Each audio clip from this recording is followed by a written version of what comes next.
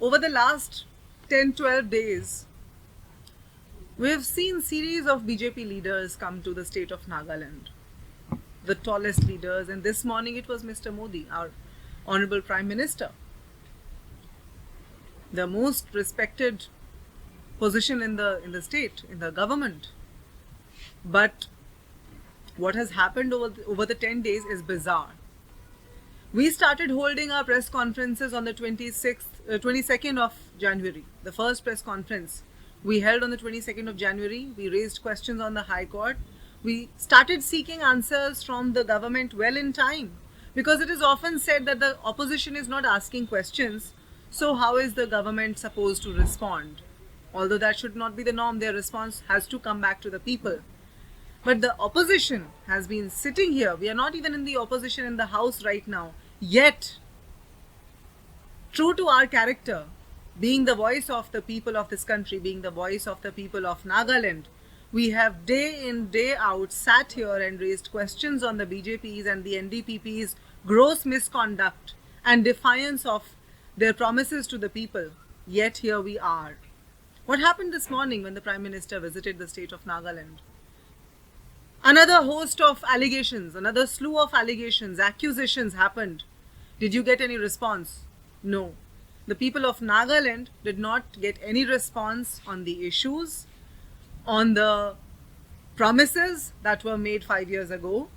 There were 13 seats that the BJP occupied in the Vidhan Sabha, in the Legislative Assembly of Nagaland, along with the NDPP acquiring most of the other seats. Yet, there were two major allegations made by our Prime Minister in Nagaland today.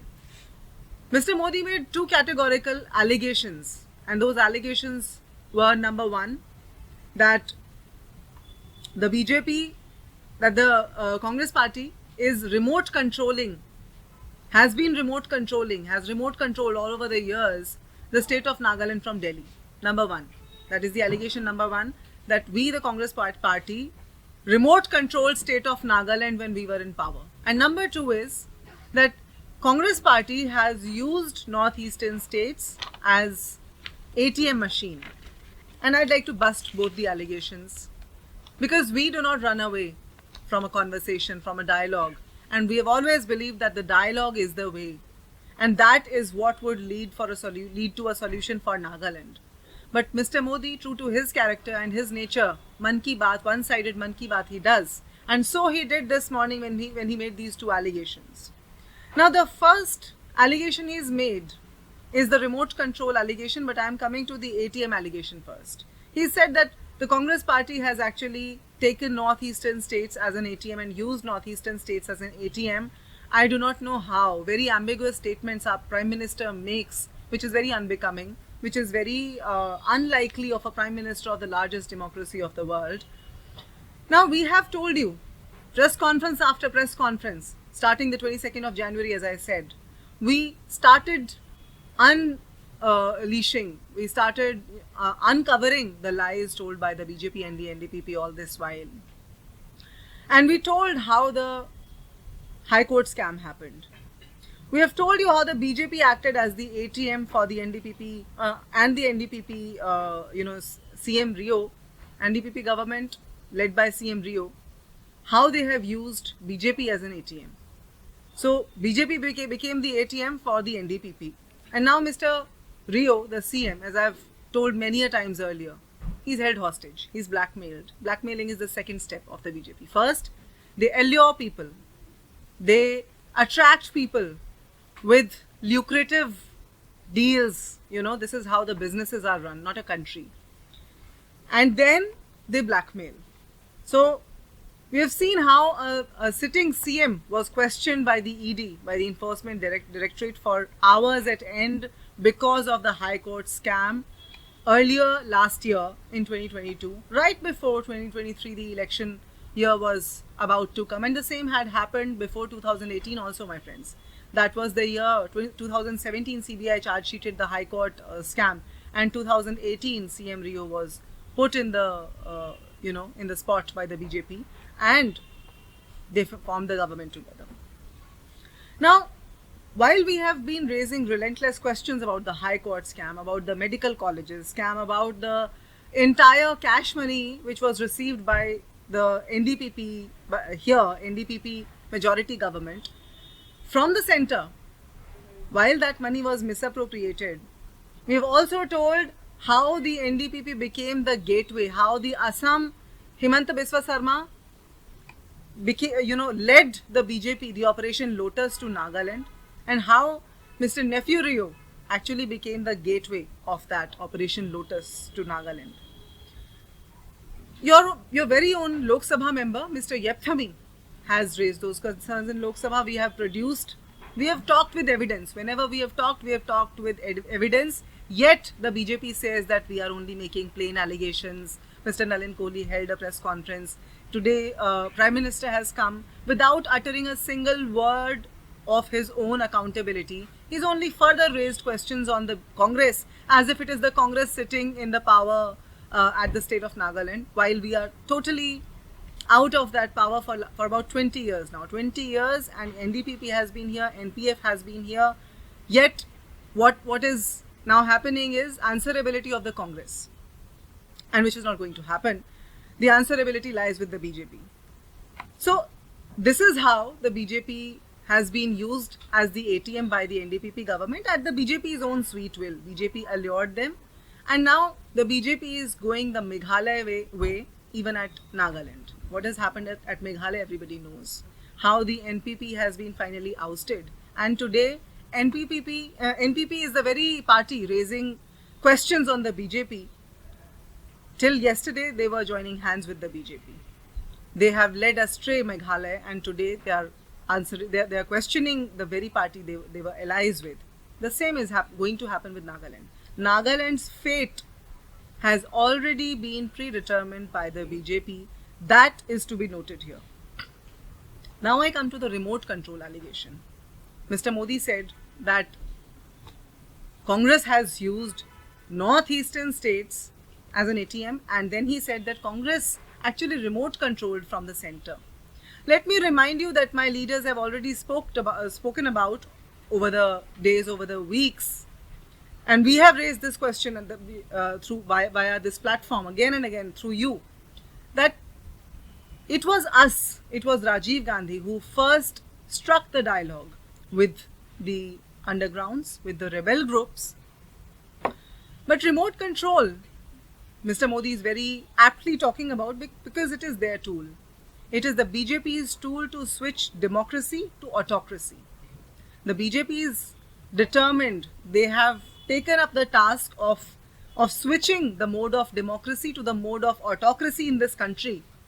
And they're on a party eradication spree. They say we want Congress Mukt Bharat.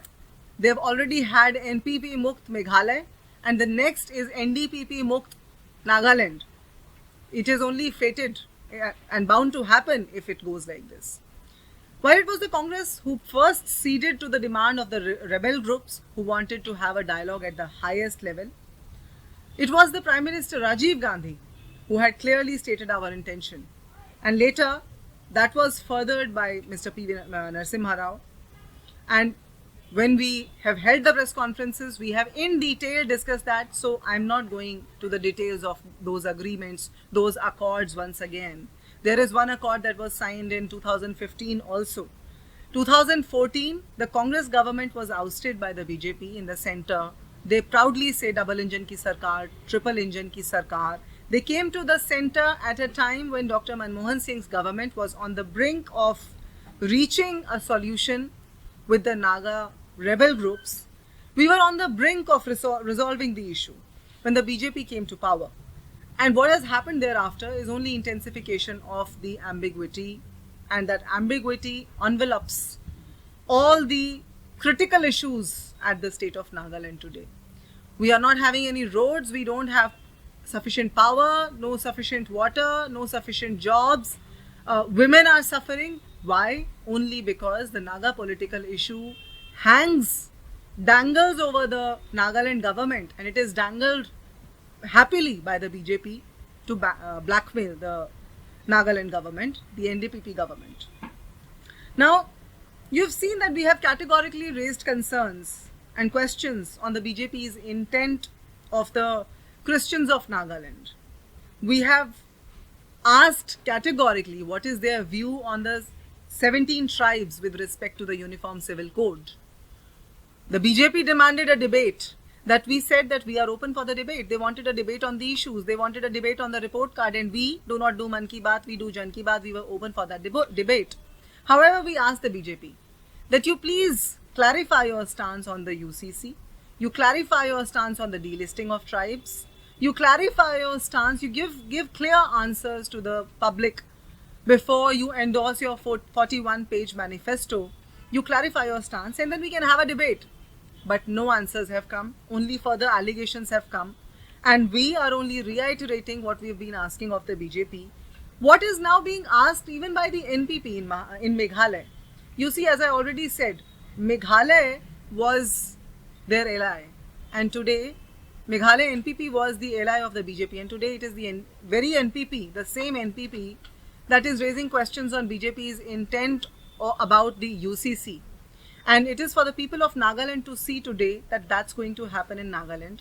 If we do not question the BJP now and fix the accountability now, that's what's going to happen eventually. That they're going to they're going to kill the existence of the regional parties, and eventually the questions are going to be raised by the same party that is in coalition with the BJP today, and tomorrow the blame game will begin even in the state of Nagaland. And that's not what we want, surely. Hence, we must start seeing clearly. I talked about the rebel groups. I talked about the BJP's attitude towards its rebels in the very beginning. And I told you that I'll come to that part of the story.